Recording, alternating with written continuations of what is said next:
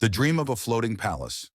The visionary beginnings, the story of the RMS Titanic begins in the early 1900s, during a time of rapid industrial progress and fierce competition in the transatlantic shipping industry.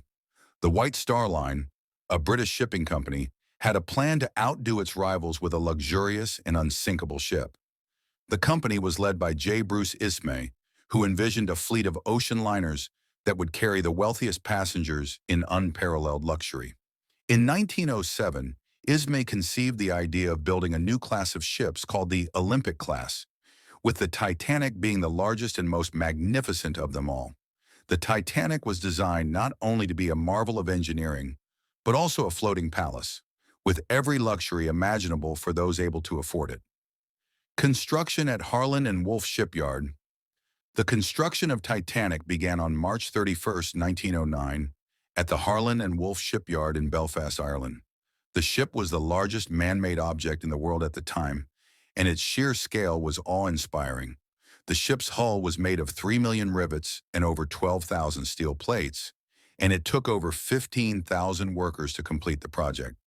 The ship's specifications were monumental. Length, 882.5 feet. Width, 92.5 feet. Height, 175 feet from keel to top of the funnels. Gross tonnage, 46,328 tons.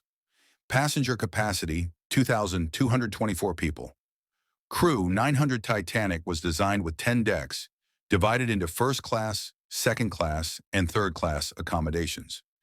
Each class had its own unique set of amenities, with first-class cabins designed to rival the finest hotels of Europe. The first-class dining room, which could seat 500 guests, was decorated with crystal chandeliers, rich wood paneling, and fine carpets. There were also other luxuries like a heated swimming pool, a Turkish bath, a squash court, and an entire deck dedicated to promenade space. The maiden voyage. On April 10, 1912, Titanic embarked on her maiden voyage from Southampton, England, with a grand ceremony. The passengers included the richest and most influential people of the time, such as John Jacob Astor IV, the richest man in America, and his wife Madeline, Isidor Straus, the co-owner of Macy's department store, and many other wealthy businessmen, aristocrats, and celebrities. On board, Titanic was the epitome of luxury. First-class cabins were equipped with oak furniture, silk curtains, and private bathrooms, while second-class cabins were still more luxurious than many other ships. Third-class passengers, though not as opulent, had better accommodations than the typical steerage passengers on other ships. Titanic made stops in Cherbourg, France, and Queenstown, now Cork, Ireland, before heading out across the Atlantic towards New York City. The voyage was smooth at first, with passengers enjoying the luxurious surroundings.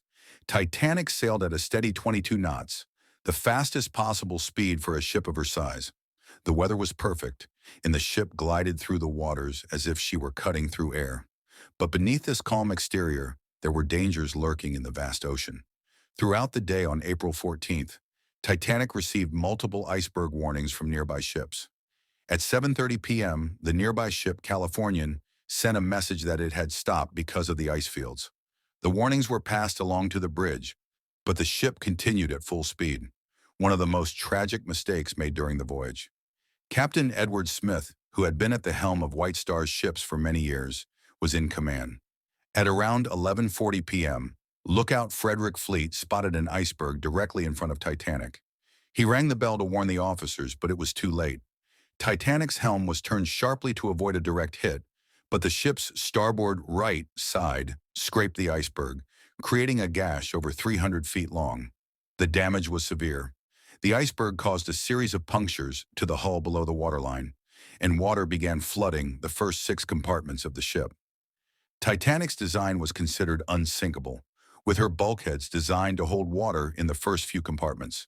However, the floodwaters were too much to contain, and the ship began to sink. The chaos of the sinking, panic, and confusion. Titanic's crew rushed to prepare the lifeboats, but the situation quickly became chaotic. The ship had only 20 lifeboats, enough to carry around half of the passengers. These lifeboats were intended for safety drills, but due to a lack of preparation, the lifeboats were launched half-filled, leaving many passengers stranded. The wealthy passengers in first class were initially reluctant to board the lifeboats, believing that they would be safe, while others from third class struggled to get to the deck in time. There was a frenzy as women and children were put into the lifeboats, but many men were left behind. The lack of organization and confusion made the disaster even worse. In the midst of the chaos, many heroic acts were witnessed. A wealthy American passenger helped organize the lifeboats and encouraged others to be brave. She later became known as the unsinkable Molly Brown for her efforts. Remained on the bridge as the ship sank, making a final calm order for the lifeboats to be launched, and doing everything in his power to help as many passengers as possible. On board played their music to keep passengers calm as the ship went down.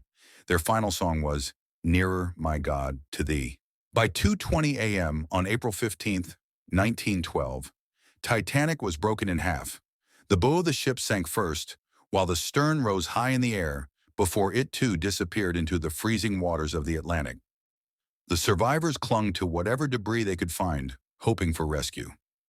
RMS Carpathia, a nearby ship, arrived at around 4 a.m. to rescue the survivors.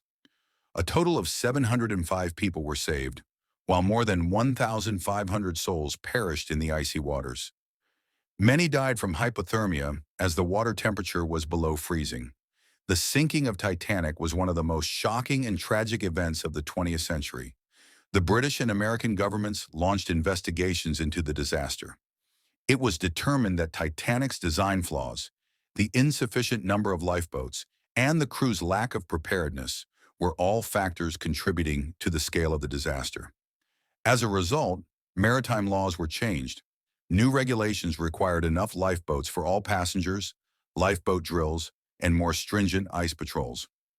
Titanic's wreck was lost for decades, resting at the bottom of the Atlantic.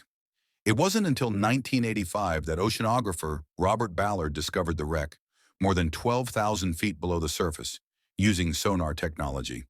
The discovery of Titanic's remains revived interest in the ship, and it became a symbol of human ambition, tragedy, and the dangers of hubris.